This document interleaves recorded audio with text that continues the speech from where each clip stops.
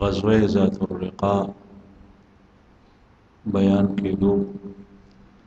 رسول الله صلی الله علیه وسلم جمعه الاخرى جمعه الثانیه کې د دې غزوې نه واپس رالو مدینه منورې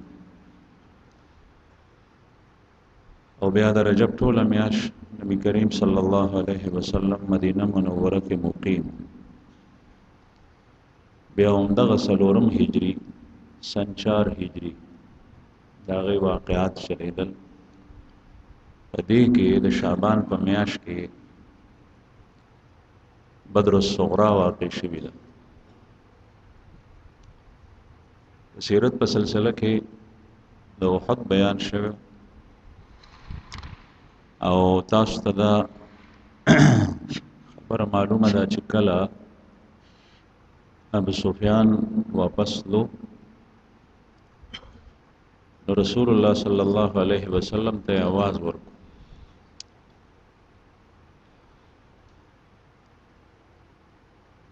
موعدنا من العام المقبل البدر چې بیا به مونږ را روان کال ته په بدر کې جنگیږو. را روان کال ته په بدر کې بیا یو ځای کېږو جنگیږو. رسول الله صلی الله علیه وسلم حضرت عمر رضی الله عنه ته فرمایل چې دته وایي چې ټیک ده. رسول الله صلی الله علیه وسلم نے جواب ورکړ چې نعم بالکل ټیک. حسب وعده پیغمبر علیه الصلاۃ والسلام دغه بدر الصغرا دی ته وي. هغه اول جنگ چې د بدر شی او هغه ته بدر الکبرى وي او هغه غټ جنگ او دې ته بدر الصغرا وي. رسول الله صلی الله علیه وسلم صحابه کرام تیار کړ 1500 کسان 1500 یو نیم زر صحابه تیار شو او د دې د تیارېدو کیفیت دا چې ابو سفیان په ظاهر باندې مسلمانان په خود کې شهیدان شي او یا کسان او داسې په مشکل سره سوکو چې هغه به د زخم نه خالی او هغه به زخمی شوی نو، لیکن سره د رعب د کافرو په جړه کې پریوته. دغه ابو سفیان بیا وروسته مسلمان شوی دی فتح مکه کې. رعب د په جړه کې پریوته او دراتل نه غوستل بدر ته بیا د آلتنا دا غوستل چې یو سړی واستو او هغه دروغ گویی او دروغ بیانیو کې مسلمانانو ته چې قریش را روان دي په کثیر تعداد سره او دا د بهر د دې چې د مسلمانانو په جوړه کې ویر او خوف پیدا شي او دای جنگ ته راونځي نو زمونږ روح په بدی باندې پروزي دای به مرعوب شي مونږ به غالب شو. په خپل هغه جنگ نه غوښتو. ابو سفیان دغه وخت د قریش مشر هغه خپلو کې د صلاو کوم مشرانو سره صفوان ابن معیه ابن امیه او نور چې څومره دغه وخت کې مشرانو د ټولو مشر بیا ابو سفیان او ټولو سره صلاو چې موږ به یو هیبت او رو په مسلمانانو پرې باسو باقی جنگي ګونه ځکه چې سکال ګرانی ده او زمانه د قحط تا فصلونه نه دي شوي ګرانیم ده د موږ ته جنگېدل ګران او په جنگ کې عموما هر یو شی چې هغه وافر مقدار سره په اسانه او سہولت سره ملاویږي نو جنگ اساني کني نو ګراني. خوراک سکاک وسله چې کله دا ګران شي او قوم سره پیسې نه دومره وس طاقت نه شي داسې ځونه په ګرانه بیا واخلي نو جنگ ګراني. او خصوصا د هغه خلکو د پاره چې د چا نظر په وسله باندې په کثرت باندې د دنیا په سيزونو باندې او چې کله مسلمان وینو په هر حالت کې داغه حالت یو شانی د صحابو کیفیت هم دغه رسول الله صلی الله علیه وسلم د صحبت په برکت سره او د ایمان په برکت سره دا غي په هر حال کې حالت یو شان جوړ شي. د دې واقع نه تاسو اندازه ولګوئ چې رسول الله صلی الله علیه وسلم سره د جنگ کولو ابو سفیان اراده نه او غستلې ده چې زمونږه په دې باندې رو پروزینو د آلتنه یو سړی چې نعیم ابن مسعود دا غنوم دی او د رستو مسلمان شوی دی، خدغه وخت کې کافر هغه ته ابو سفیان وی چې زبتا ته شلو خان درک ته صرف دومره کارو کا او استم په اوخ باندې سوروم سورلی در کوم مدینه ته لاړ شو د مسلمانانو په جوړه کې رو پرې باسه چې د جنگ ته بار را نشي چې زمونږ زور په غالب شي. دې ته حربي امور وای او ابو سفیان نعیم ابن مسعود ته کله دا وې او به وته وې چې سهیل ابن عمر بل سردارو د مکه هغه په منځ کې ځکه کفیل جوړوم او دا خان په ته هغه نه اخلي. نعیم ابن مسعود هغه سهیل ابن عمر دلاړو هغه ته وایي چې ما ته ابو سفیان دا خبره وکړه ته د دې ذمہ اخلي چې زه لاړ شم د مسلمانانو په لړ کې رو پرې باسم هغه رو نزي نو دا شی ما ته تراکه هغه ته وایي چې بالکل زما ذمہ. دغه نعیم ابن مسعود د مکې نه را روان شو مدینه منورې ته راغی او د مسلمانانو کې دن افواه ورکه چې د قریش دومره کثیر تعداد دی چې هغه راشي نو تاسو به یو نوړی کې تیر کی ختم بم کی په یو ځل. دا پروپاګاندا شروع کنن سبا د عوامو په عرف کې دته پروپاګاندا وي او پروپاګاندا مطلب دا چې قصد او اراده سره دروغ ویل او د دروغ په ذریعہ باندې بل باندې غالبېدل. نن سبا چې څومره يهود او نصارا او دا غي په حق کې د میډیا څومره کار کوي نو دا ټول پروپاګاندا مهم دی. چرته چې په افغانستان کې طالبانو سره جنگيږي نو چې کله د یو سړی وجني نو هغه لسو شل راځي او چې کله طالبان د یو امریکایان وجني 150 او سمره نو دی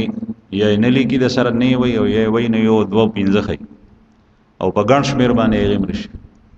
او د دې مطلب دای چې د مسلمانانو په جوړونه کې روغ پیدا شي او د کافرو د لاس مرعوب شي او التن چې څومره کوششونه کیږي غي پریدینا د رښتیاو خبرې د نشر او اشاعت د لپاره چې دا خورن شي دا د بخوا راسي د طاغوت دغه کار را روان د دې په مقابله کې مسلمان د دروغ نه کار نه اخلي غریشتیاو او د آیات ساتي چې مسلمان سره د الله جل شانه نصرت او ماغه وخت کې دی چې د يهودو د نصاراو د کافرو پشان دغه پروپاګاندا مهم پدې کې څه ناخلي د رښتیا وینا کوي بس کافر د په مقابله کې دروغ وي د رښتیا وینا او اخر الله جل شانه एकदम چې کوم دین کافر مغلوب کې خلق وي هغه خلق چې څوک د کافرو مرګرتیا کوله د امریکای سره او د یورپ سره او د کافرو سره چې دا څنګه چلو شو حالانکه دن نه هغه د وخت نه کار د غسیر رواني خدا خلکو ته ناصافه خبره ښکار شي. نو ابو سفیان دا غسل نو نعیم ابن مسعود ته شل او خان او من الوداع به اجرت در کوم خو صرف دومره خبره ته کوم مدینه ته لاړ شه چې قریش په کثیر تعداد سره را روان هغه مدینه ته رالو او مدینه منوره کې دا خبره دلته یو مجلس کې کینی خبرو کې الته بل مجلس کې کینی خبرو کې قریب وا چې د مسلمانانو په وړونو کې رو پرې وته رسول الله صلی الله علیه وسلم ته حضرات شیخین او صحابه او دا زکه چې منافقین او يهودم په مدینه کې ودیم دا غسر شریک شول دلته بنعیم بن مسعود خبرو کالته او منافق لګیا او منافق خو ظاهر لباس د مسلمانانو هغه یو مجلس کې کېناستو چې دا دې ټیک وي او دغه سیده او ډیر ګران دی سره جنگ کول او تل نه دی پکار او چې کله یو کس د کمزورتیا خبره په اجتماعي جمع کې او جماعت کې وو کې نو دې سره د نور جوړنه کمزوري کی د انسان فطرت دا سره نو لیکن سره د دې د صحابه دا حالتو چې کله حضرات شیخین رسول الله صلی الله علیه وسلم ته مشوره ورکړه چې یا رسول الله دای پسې وتل پکار په دې حالت کې هم رسول الله صلی الله علیه وسلم فرمایل چې دې ته خامخا زو او زب یوازې زم کما سره څوک نزي ټول صحابه نبی کریم صلی الله علیه وسلم سره تیار قرآن کریم کې الله جل جلاله فرمای الذين استجابوا لله ورسوله هغه کسان صحابه شیغی د الله جل جلاله په دعوت باندې لبیک او خبره او من الله داغه د پیغمبر په دعوت لبیک او خبره او من روان شول من بعد ما اصابهم القرح للذين امنوا منهم واتقوا اجر عظیم پدای کې چې څوک تقوادار دي محسنین دی غي د بارا اجر عظیم دی یعنی د ټول لغسی دي صاحب ایمان صاحب تقوا صاحب احسان دا یو نیم زر کسان رسول الله صلی الله علیه وسلم سره روان شو پدې کې بعضی منافقین په دې لخر کې مداسي وو چې غیب په لارم دغه پروپاګاندا کوله چې ګوره لاړ نشي دې سره د جنگېدو و زمونږ نشته او مطلب دا و چې دی واپس تاسو اندازه ولګوي چې په جمع کې خامخا داسې کسان وي چې هغه واپس شي لیکن صحابه کرام او د رسول الله صلی الله علیه وسلم پر رسالت او نبوت او په الله باندې ایمان لرونکي داغه وخت زمانه خلق هغه ټول ایړه چې څومره تعداد رسول الله صلی الله علیه وسلم ویل ټول روان شي آلته ابو سفیان قوم ته وې چې مونږه زو خو بیا به واپس راځو او زو دې د پاره چې مسلمانانو ته دا خبر ورسي چې دی وروتي 2000 کسان هغه ځان سره کل او 50 اسونه وخان خډیر زیات هغه زمانہ کې اس ګران د 50 اسونه ځان سره روان کله الله پاک شاه سوار او 2000 کسانو او د مکې نه راوتل مر الزهران یو زید دغه وخت کې په مجنه بازار د جاهلیت په زمانہ کې لګیدو ظلم جنہ هغه ځای پورې دی رالل او مقصد دا و چې کدل تنسوک جاسوس راشي غي او ویني چې لخر راوته دي رسول الله صلی الله علیه وسلم ته بیا خبر راتلو او د منافقین بومبي چې کفار قریش په کثیر تعداد سره راوتی دي مسلمانانو دا غي سره وس د جنگ نشته رسول الله صلی الله علیه وسلم سره صحابه اغي بداوي حسبنا الله ونعم الوکیل حسبنا الله ونعم الوکیل قرآن کریم کی دی ہمارے لیے تو اللہ ہی کافی ہے اور وہ بہترین کارساز ہے اللہ جل شانہ زمون د پاره کافی دی او صحابه سره دغه وخت کې صرف لس اسونه او چې کله لاړل بدر ته ورسېدل صحابه کرام چې کوم ځای وعده وا نو خلکو دغه وی چې په بدر کې کافر راغلي دي او زه چې ته خالی نشته چې لاړل نو کافر یو په بدر کې په بازار لګېدو منډایي واغه زمانہ کې او د مختلفو ځایونو نه بالته کې سودارات له سامان صحابه کرام والته غشتل خرڅول کول تجارت اته ورځي هغه بازار کې او الله جل شانه ډېر غټه په لاس باندې ورک اته ورځي رسول الله صلی الله علیه وسلم دلته کې مقیم او کافر رانل اغي شکل وردل نو اغي واپس لاړ او قوم ته ابو سفیان دا وې چې سکل ګرانی د وقحت ته نو مونږ د جنگېدو طاقت نشته دی چیزو قران کریم کې الله جل جلاله د دغه کس په باره کې چې چا دروغ ویلو او مسلمانانو جوړنه کمزوري کول الله پاک فرمایي ذالکم الشیطان یخوف اولیاءه دا شیطان دی او د خپل دوستان یری ذالکم الشیطان یخوف اولیاءهم دنه مې یریږي چې چرتا سو کې ایمان ویني زمانه یریږي الله پاک دین معلومه شو چې کوم سړی په مسلمانانو کې دروغ خوري او د مسلمانانو جوړنه کمزوري کول غواړي دا شیطان دی کوم سړی چې مسلمانانو کې اجتماعي طور سره دا غي جوړنه کمزوري کوي دا شیطان کار دی او دویمه دا معلومه شو چې د شیطان په پروپاګاندا باندې داغه په دروغ باندې به هغه خلک یریږي چې کوم داغه مرګري داغه منی او داغه من الله دی چې کله د معصیت امر وکړي نو د هغه ګناه وکړي چې شیطان سو وسوسه په ذهن کې واچي نو د هغه وکړي نو د په دروغ کې به هغه خلک راځي چې کوم د شیطان مرګري ټول ژوند د شیطان په مرګرتیا کې تیر کړي هغه چې ته خپه کړي نه نو شکل بیا شیطان دا افواق ورای نو دغه وخت کې پکې هغه خلق راځي الله جل شانه دې موږ د شیطان د دې چالونو نه او دام نه اوساتي. رسول الله صلی الله علیه وسلم آلتنا واپس را روان شو او مدینه منورې ته په خیر او عافیت او سلامتیا سره راورسید او د کافرو په ژوند باندې روح پریوت چې په دې حال کې هم مسلمانان راغلي دي او بدر ځان را رسول دي حالت کې اقامت اختیار کړ. په دغه 4 هجری کې حضرت حسین رضی الله عنه پیدا شو. رسول الله صلی الله علیه وسلم د لور بیبي فاطمه بچیو د علی صاحب زویو. د دې نه مخکې حضرت حسن رضی الله عنه پیدا شو، داغه تذکرہ شي. حضرت حسین رضی الله عنه چې پیدا شو نو رسول الله صلی الله علیه وسلم ته پته ولګیدا، نو وی فرمایل علی ته وی چې زما بچی ما څخه راولي. دینه معلومیږي چې د لور اولاد د پردینی ګوره داغه سره هم داسې مینه کول پکار دي لکه څنګه چې د زوی اولاد. رسول الله صلی الله علیه وسلم داسې کړي، وی زما بچی ما څخه راولي چې راي وستو. نو علی نه تپوس کوي رضی الله عنه چې نوم دې بسیخه، هغه وته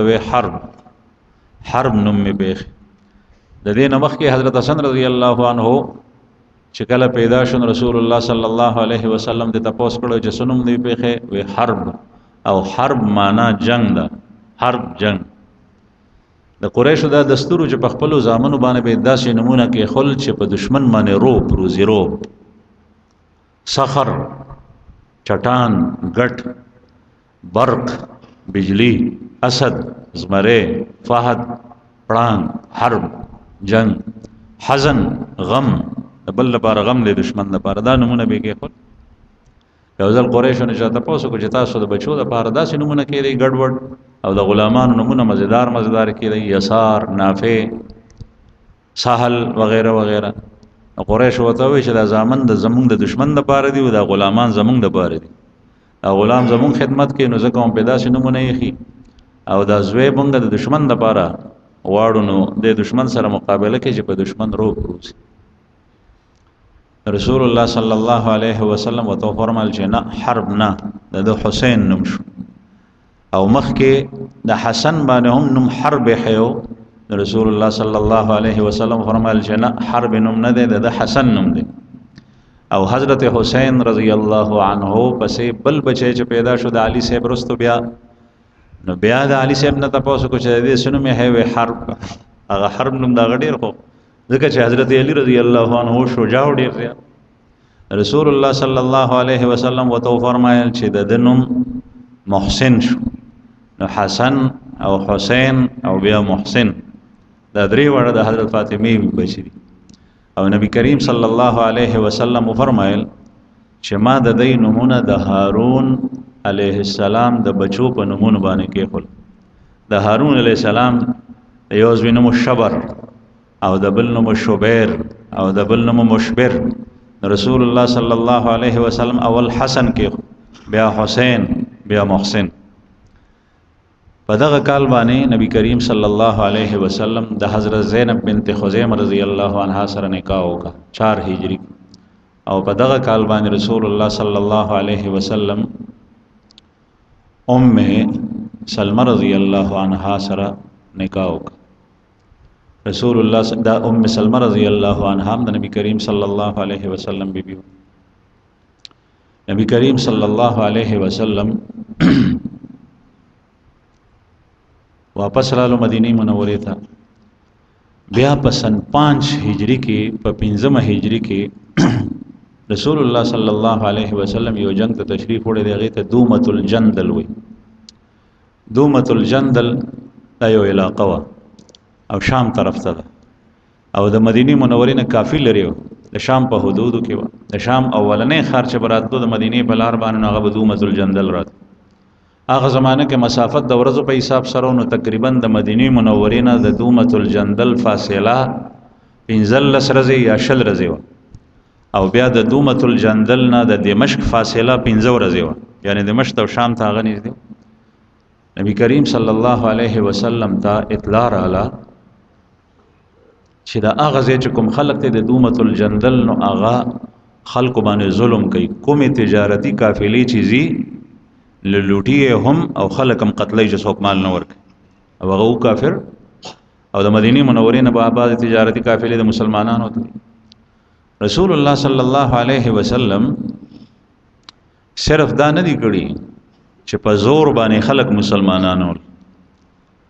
نبی کریم صلی الله علیه وسلم د اسلام د لپاره خلکو ته دعوت ورکړي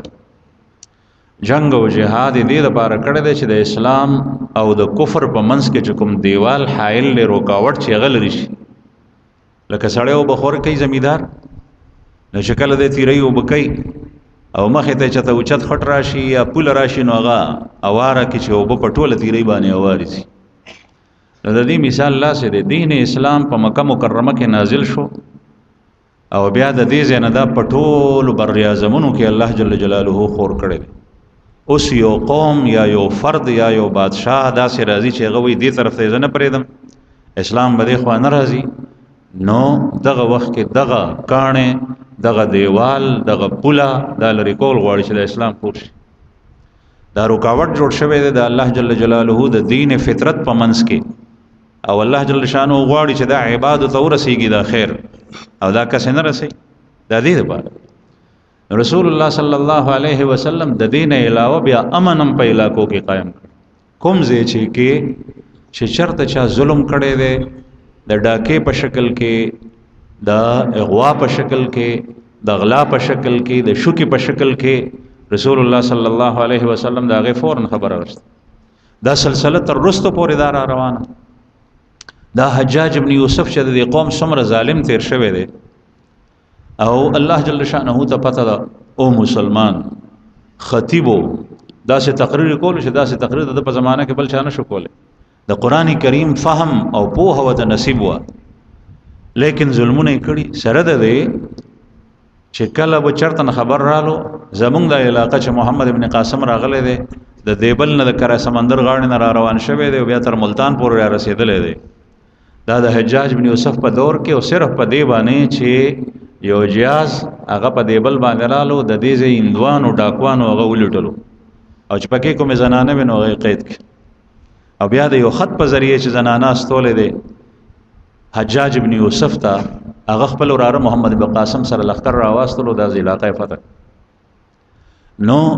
امن داسې واغه زمانه کې چې چرته به بدم نیوا نو د هغه زمانه امیر او خلیفہ به فورا هغه باندې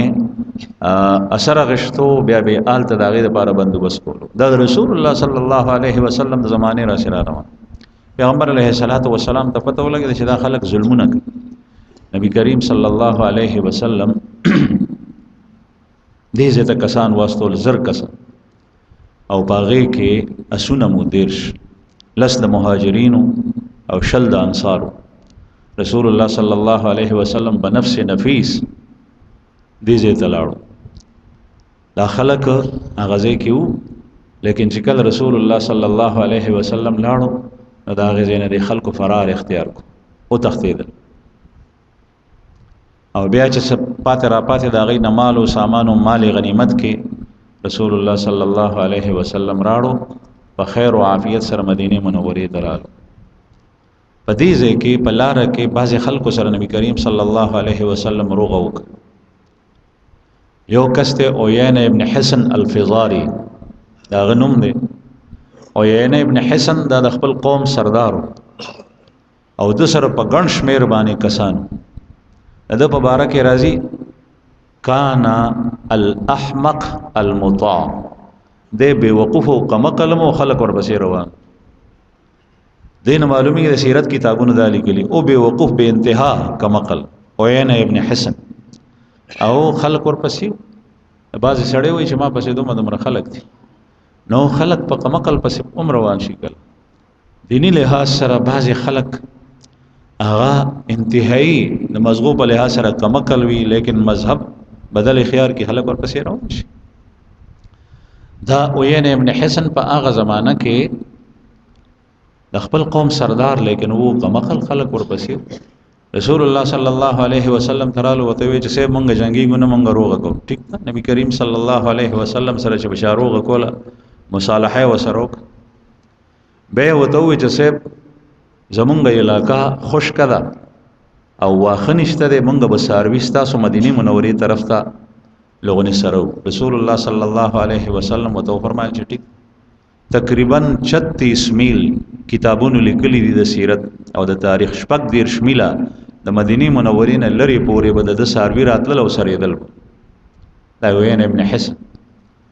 د دې په سله کې پیغمبر علیه الصلاۃ والسلام د سره داسې وکړ، د دې په وس کې داسې وکړ چې د ځان سره کسان کړ او د مدینې منورې سره نږدې د احد شاته چې کوم ځای دی نن سبا هلته کې باغات دي او د څاروو منډیانې د بوس موس پکې خرڅېږي. دغه ځای کې هغه زمانه کې ځنګل و، د مدینې اوبه به ټولې د نکاسۍ دلته تلې، نو دلته واښه هم ډېر و، ونې هم ډېرې وې، اوښ په دې ونو باندې سري ازغنو بوټو باندې. نو دې ځای کې د رسول الله صلی الله علیه وسلم ذاتي اوښان اوښې وې د پیو انتظام دپاره،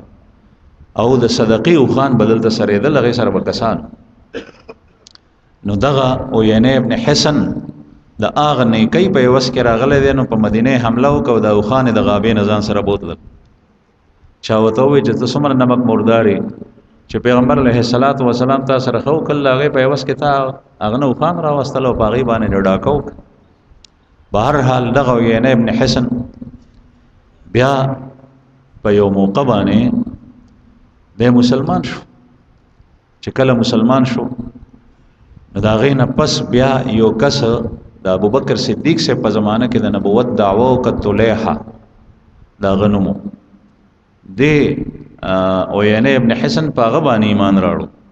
او رسول الله صلی الله علیه وسلم پرېښود. دا یاد ساتئ چې د پیغمبر علیه الصلاۃ والسلام نه بس پیغمبر نشته، نبوت سلسله په محمد رسول الله صلی الله علیه وسلم باندې ختمه ده. رسول الله صلی الله علیه وسلم فرمایي انا خاتم النبیین لا نبی بعدی. خاتم النبیین کې که څوک تعویل وکړي نو لا نبی بعدی کې نشي کولی. زه په انبیاو مهرم زمانه پس بل پیغمبر نشته. او دین معلومیږي چې کوم سړی د پیغمبرۍ دعوه کوي نو دا سړی کافر دی، او په هغه باندې ایمان راوړونکي خلک هم کافر دی. ځکه دغه عینه ابن حسن چې کله په طلیحه باندې ایمان راوړو، حالانکه هغه دروغجن او کاذب او دجال نو دې ونیوی شو. حضرت عمر رضی الله عنه راوستو، ابو بکر صدیق صاحب ته حواله کړو چې څنګه د مدینې منورې ته نیولې راورسېدو، نو د مدینې منورې ماشومانو په چکو باندې داسې والو نیغ نیغ او خاندلې ورپورې ورته وویل چې بدبخته ته خو مسلمان وې بیا مرتد شوې، د دین نه واوړېدې. نو ده به ورته وی دومره کم عقل و، وی ما اسلام کله راوړی و، زه خو مسلمان نو. صدیق اکبر رضی الله عنه ورسره دومره ښه وکړل چې د ده د مباره اسلام د وجې نه بیا پرېښو. بهرحال بیا تر اخره پورې دغسې والله اعلم چې څنګه وخت تیر کړی دی. الله جل شانو د کتابونو لیکلي چې د زړه حال معلوم دی، خو دغسې وخت تیرو. نبی کریم صلی الله علیه وسلم دغه موقع باندې واپس مدینې منورې ته رالو، او بیا دې پسې یو غزوه شوي د غزوه بنو مستلق یا غزوه مریسی. دغه غزوه دا هم په شعبان کې شوي. رسول الله صلی الله علیه وسلم ته اطلاع رااله چې دا مریسی خلق بنو مستلق دای مدینه منوره باندې حمله کول غواړي. نبی کریم صلی الله علیه وسلم ته شو پته ولګیدا، پیغمبر علیه الصلاۃ والسلام صحابه ته فرمایل چې کله غیر راسي چې مونږ به پیشګي حمله کړي، دا د جنگ امور دي چې دشمن سمیدو ته پرې نه دي. رسول الله صلی الله علیه وسلم یو صحابي دی بوریدا ابن حصیب رضی الله عنه، هغه په اسبانه واسطو وته فرمایل چې وګوره د خبرې تحقیق وکړه، آیا دا خبر رښتیا ده که غلط. بوریدا رضی الله عنه لاړ او چې کله یو قتل نو هغه خلق هغه تیارې کولو کثیر تعداد سره، او د دې بني مستلق مشر حارث ابن ضرار دی. دغه حارث ابن ضرار د ام المؤمنین حضرت جویری رضی الله عنها پلار دی، او حضرت جویری رضی الله عنها د رسول الله صلی الله علیه وسلم بیبی ده، او هغه په دغه جنگ کې د پیغمبر علیه الصلاۃ والسلام حریم ته راغلی ده او د پیغمبر علیه السلام بیبي جوړه شوي. نبی کریم صلی الله علیه وسلم د ابو هريره رضی الله عنه خبر راوړو چې یا رسول الله خبر رښتیا ده او په کثیر تعداد سره دا خلک جمع کی رسول الله صلی الله علیه وسلم فرمایل چې کله دا خلک راځي نو چې مونږ به باندې پیشگی حمله کړی پیغمبر علیه الصلاۃ والسلام تقریبا 2000 صحابه کرام غزان سرکل او د مدینه منورې نه وته په دې کې اسونه مو خلک په خوانو باندې او رسول الله صلی الله علیه وسلم صحابو ته امر وکړ چې تیز رفتار سره ځي صحابه کرام ال تورسل المریسی د چینو او په عربو کې به د چینو په نوم باندې د کویانو په نوم باندې علاقې مشهورې او بنو مستلق دا د خلکو نوم دی چې دا کومه قبیله و د قبایلو نومونه او دغه حارث ابن زرار دای بادشاہ دی سردار دی نبی کریم صلی الله علیه وسلم کله چې صحابه کرام ال تورسل نو هغه دا خیالو چې دا خبر نه دي مسلمانان مونږ په ورشو نو هغه په دغه حالت کې چې پته وته نه و چې مسلمانان رالل چې وې قتل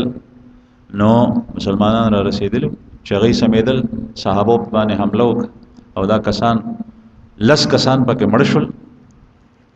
او نور چې څومره وو ماشومان زنانا بوډاګان هغه ټول بنیان کړ قید کړ اسیران شو او تقریبا 2000 اوخان او 15000 بیزه دا په مال غنیمت کې د مسلمانانو لاس تراله 2000 اوخان ډیر شه او نور چې دا غي څومره سامانونه وغمراله دغه حارث سردار چې سره د کسانو دا برشلو تختې د ځانه وستو او نور کسان د مسلمانانو په قبضه کې رااله او طریقه دا وا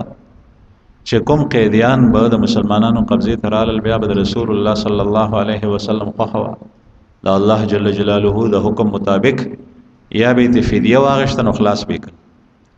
او چې چا به فدیه نشور کول نو هغه به مریان او وینځ جوړی نو دا 200 کورنۍ وی 200 کورونو په دې 200 کورونو کې سل کوردا سیو چې هغه نه فدیه واغشتا هغه یې پرې او سل کوردا سیو چې هغه د فدیه واستاقت نو هغه دیانو دغه مال تقسیم شو د چا لاس توینځ لاړې د چا غلامان لاړل د حارث ابن زرار لور چې دا غینوم برو او رسول الله صلی الله علیه وسلم په باندې بیانوم جویریه کې او نبی کریم صلی الله علیه وسلم بخراب نوم بدلولو خپل بچو باندې د صحابه د انبیاء او بامانانو کې خپل پکار د خلکو رواج نن سبا ده مسلمانانو چې ناشنا غونې نوم یې جبل چانی حالانکه طریقه دا ده چې د بچی نوم کې دی د ماشومې جینۍ د صحابیاتو په نوم باندې کې دا یا چې کوم بامانا نوم به باغې باندې کې بعض خزي بډایګانې پکې حایل شي غوي چې دا خو مې د فلان کی نوم دی دا مې د فلان کی دی دا مې د فلان کی دی او فلان کی را سره گاونډیان دي دا غي نوم بسنګ کې دي ټول دنیا بندګي در باندې دا غي نتیجه دی چې سړی بیا یاد هندوانو نوم کې دی یاد انګریزان حالانکه نومونه ډیر زیات دي لیکن سړی په ذهن کې کله کله نه د رسول الله صلی الله علیه وسلم زمانہ دا غي نرستو زمانہ بیا دا سدا چې پاغه کې به یو نوم هغه پسو سو پښته کې عبد الله ابن ابي ابن سلول منافق ته او نومي عبد الله ده او زوی صحابي ده عبد الله ابن ابي او دا غنوم عبد الله ده د پلار نوم عبد الله ده د زوی نوم عبد الله ده ما سره یو سند ده د بخاری شریف او شیخ عبد الفتاح ابو غده رحمه الله آخری درس د بخاری شریف مونږ ته شیخ عبد الفتاح ابو غده رحمه الله دا کړه او دا د حلب د شام د مصر د حلب لوی عالم دی پریاس کې تدریس کولو او ډیر حسین او جمیل مخنب برېښنا خد دا سند مونږ ته راکړو د بخاری دا غي د سر نواخله تر امام بخاری پورې چې څومره روات دي دا ټول نمونه دي محمد یعنی یو شاګرد چې کوم دی نو هغه محمد نوم دی د استاد نوم محمد دی د استاد نوم محمد دی دا سلسله تر امام بخاری سے پور رسیدي ځکه چې امام بخاری رحم الله نوم هم محمد نو دا سلسله په محمدین باندې د مونږ ته وی چې دا السند دی المسلسل بالمحمدین سړی حیران پاتې شي او اوس چې کله چرته لري په کلی کې او پرشته کې د چانوم نه دا نوم مکه دا غلطه طریقه ده یو نوم په یو کور کې چې کوم دنو په 100 کسانو باندې کې خوښ او سو کوئی چې دا زمانی کو دومره درون سړی او ته په ماشوم باندې دا بډایګانې وې دا نوم کې دی هغه دومره درون سړی او دومره سپک غنی دا نو دا غلط رواج دی غلط رسم دی د دې نزان ساتل پکار نو عرض می دا کولو چې رسول الله صلی الله علیه وسلم دغه ام المؤمنین جویری رضی الله عنها مخکنم بره ده د زینب بنت جحش رضی الله عنها مخکنم برو د ام سلمہ رضی الله عنها د لور چې د رسول الله صلی الله علیه وسلم پر کټای کې داغه نوم مخکې برو په دې ټولو باندې یو باندې زینب نومې خې بل باندې زینب نومې خې په دې باندې جویری نوم رسول الله صلی الله علیه وسلم کې او وجدا وا چې بر معنا بالکل پاکیزه چې پاغه باندې هیڅ قسم ته ګناه نه او دا د قران کریم د آیت خلاف د قران کریم کې الله پاک فرمایي فلا تزکوا انفسکم هو اعلم بمن اتقى तुम अपने आप को मुज़क्का पेश न किया करो अल्लाह जल्ल शानहू जानता है कि तुम में कौन ज़्यादा मुत्तकी है تاسو خپل ځان م پاکوي په خپل لکه دا یو سړی وي زما غو ایمان د بل چا نشته دا د قران کریم د نس خلاف ده دوای چې زبد الله نه بغنه غواړم ګناګار یم خدای پاک نه به مغفرت سوال کو کې دې شي الله مې وبخي عاجزي د الله جل جلاله خو خدا زما غو نه مزګزار څوک نشته زما غو نه خیرات کوون کې څوک نشته زما غو نه مسلمان څوک نشته زما غو نه مؤمن څوک نشته دا خبره صحابو نه دي کړې امام بخاری رحمه الله د حضرات تابعین قول ذکر کړی دی چې صحابو کې به هر یو کس داوی چې چرته زما د ایمان د منافقین وال ایمان نه یریدو په خپل ایمان د خپل ځان باره کې به دوم رہی راو نو بهر حال رسول الله صلی الله علیه وسلم چې کله د مال تقسیمول نو دا د حارث ابن زرار د لور برا چې دا شاهزادګي و دا د ثابت ابن قیس انصاری صحابي په تقسیم کې رااله په ویش کې او هغه سره یو د ترزویو د غې دواړو په ویش کې رااله یعنی د دواړو شریکه د ثابت ابن قیس رضی الله عنه ابن عم د ترزوی ته وای چې زبتا ته دومره بوټي درکم د کجورو خدای خپل یې سما ته پرېده هغه ته ټیک ده نو دا ټوله ثابت ابن قیس ملکیت تراله بیا ثابت ابن قیس رضی الله عنه دې ته وې کچری ما ته دومره مال ته پیدا کې نو زبتا آزاد کم دې ته به کتابت وې او کوم غلام یا وینځ چې آزادې ده نو هغه ته به مکاتب او مکاتبه وې دومره پیسې ما ته راکا ته به آزاد نه او قیه زر د دایب کې خل هغه سره سونه حضرت جویری رضی الله عنها ام المؤمنین حضرت عائشہ رضی الله عنها فرمایي چې دا حسین او الله پاک حسن ور کړو او چې سترګې په دې چا پرې وته نو سترګې به خوګې دی په باندې او دا مسلمان هم شو دې تقسیم کې بجنګ کې مسلمان شو نو ویدار رسول الله صلی الله علیه وسلم په دروازه ودرېدا دروازې نه مراد هغه خیمه چې پیغمبر علیه الصلاۃ والسلام ته کومه پزمکه خخشی و داغه په باب کې ودرېدا دروازه او حضرت عائشہ رضی الله عنها ام المؤمنین او حضرت ام سلمہ رضی الله عنها دواړه بیبیانې په خیمه کې نو حضرت عائشہ رضی الله عنها په ځړ کې داسې خیال رالو لکه د بنو چې راځي وې د دې راتلل په ما خونه لګیدل چې دا ولیدل تراله هو رسول الله صلی الله علیه وسلم ته وایي چې یا رسول الله تاسو ته پته ده چې زه په دې جنگ کې په مال غنیمت کې راغلی موزه د حارث لورم چې هغه د دې قبيله سردار او زه د ثابت ابن قیس او داغه د ترزوی ملکیت کې راغلی او داغه د ترزوی نه زه ثابت ابن قیس را خلاص کوم هغه ته عوض مقرر کوټول داغه شو او ثابت ما ته وایي چې ته ما ته دومره مان را کزتا آزادوم نو یا رسول الله کدی سلسله کې ما سره تعاون وکي پیغمبر علیه الصلاۃ والسلام رحم او مهرباني ته وګورئ چې دغه وخت کې جنگ شوه دی او د قبيله د سردار لور چې د رسول الله صلی الله علیه وسلم دشمن دی هغه پیغمبر علیه الصلاۃ والسلام نه تعاون او مدد غواړي او پیغمبر علیه الصلاۃ والسلام نه چې غواړي خو پته وته چې دومره مهربان دی چې جنگ به ختم شو بیا بسنو دا ودرې دا رسول الله صلی الله علیه وسلم وته فرمایل چې دینه مزیدار خبره ده ته ونکم وی چې یا رسول الله س وی هغه دا چې ثابت تا دا پیسې ورکم مال ورکم او تا اخلاص کم او تا آزاد کم ته سید شي حر شي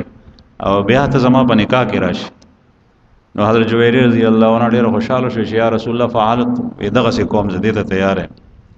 نو نبی کریم صلی الله علیه وسلم حضرت ثابت ته وې ثابت ابن قیس رضی الله عنه صحابي دی رسول الله صلی الله علیه وسلم هغه عرض کو چې یا رسول الله دغه سم تاسو ته بخلی پیغمبر علیه الصلاۃ والسلام او فرمایل چې نه. نو دا غي هغه پیسې حضرت ثابت ابن قیس ته ورکی او حضرت جویری رضی الله عنها رسول الله صلی الله علیه وسلم ملکیت ته شراله نو آزاد کړ. نو اوس وینځه نو او به دا غي نه پس وانه نکاح وتړ. حضرت جویری رضی الله عنها د رسول الله صلی الله علیه وسلم نکاح تر چې څنګه د پیغمبر علیه الصلاۃ والسلام حریم تراله نو صحابه سل کورنۍ سل خاندانونه اگر صحابه په قبضه کې څوک سړیو څوک ماشومانو څوک خزوي غلامان او وینځي صحابه او قتل شدا خو دا خلق بنو مستلق د پیغمبر علیه الصلاۃ والسلام سخرګنۍ جوړ شو ځکه چې حضرت جویری رضی الله عنها ی بیبي شو د ام المؤمنین د نو د اسخرانه شو. نو دا غي اسخرانه د ادب په بدل کې ټول صحابه او غلامان وینځي پرې خلزاد. ام المؤمنین حضرت عائشہ رضی الله عنها فرمایي چې ما اعلم امراه قط ما دا سه خزه کله نه دلیدلی چې هغه د خپل قوم په باره کې دومره مبارکه د برکت والی چې ثابت قوم داغه د وجنه ټول آزاد شوی. حضرت جویری رضی الله عنها ته چا اطلاع راړه یو زنانه چې ته څه خبرې وې نه پستا ټول قوم آزاد شو. نو ډېر زیاته خوشاله شو. دغه بیبي چې رسول الله صلی الله علیه وسلم کله مدینه منورې ته رالو نو حارث پلار یې بیا دې پسې رالو چې لور را خلاص کړ. حارث ابن زرار چې کله رالو او خان ځان سره راوستل ډېر خان راوستل بلا او خان وس پیدا رسول الله صلی الله علیه وسلم ته ورکم او د دې په وس کې بلور را خلاص کړ. دغه چې زما لور شاهزادګۍ دا غبدل څنګه وخت یې چې کله دې راتلو نو د مدینه منورې سره نږدې یو خړ دې هغه ته وادي عقیق وای. په هغه خړ کې د یو ډکی سره دوه خان اوتړل اخ خشته او ګران خان آلته اوتړل چې واپس زر اعظم نو د خان بزان سره بیا بوزم دا می سود نه دی یا دا د سورلې د پاره اوتړل او دا نور خان بودل مدینه منورې. رسول الله صلی الله علیه وسلم ته وایي چې سیب ما دا خان راوستي دی او زما لور ته سره ده او دا لور ما تر اخلاص. رسول الله صلی الله علیه وسلم ته فرمایي چې دغه خان دی وی او وی غدو خان چې د فلان کیږي کې درلې غزه شو. او حارث ابن زرار وته وی چې تاسو ته دا غي پته ده زمانه علاوه دا غي په باره کې هیڅوک نه دی خبر. دینه معلومیږي چې د الله رسول یې او الله جل شانه ته رښتینه پیغمبر جوړ کړي. ما پتا باندې ایمان راوړی دی مسلمان شو فاسلم اسلام قبول. حضرت حارث ابن زرار رضی الله عنه د زامن د بچی د کورنۍ بیا ټول مسلمان شي. حضرت جویری رضی الله بیا وته وی چې یا رسول الله زه حضور پس راغله وته یو فرمایل چې یو مزیدار خبره اتاونه کم وی او دا ډیره وی چې مونږ دې ته اختیار ورکو جویریه رضی الله عنها ته چې دا کتا سره تل غواړي ته پلارې نو ټیک ده او کما سره پاتې کېدل غواړي نو بیا په زور نشم کول. نو حارث ډیر زیات خوشحال شو ډیر خوشحال شو چې د دینه مخه خبره لا بل سي هاذا احسن واجمل دا ډیره مزیدار خبره ده ځکه چې زما لور د ما سره وزي. نو حضرت جویری رضی الله عنه راغسته د پلار او ته یې زبچي چې زو هغه ته وی چې نه د الله رسول سره ډیر خوشاله پلار ما دې نه مو.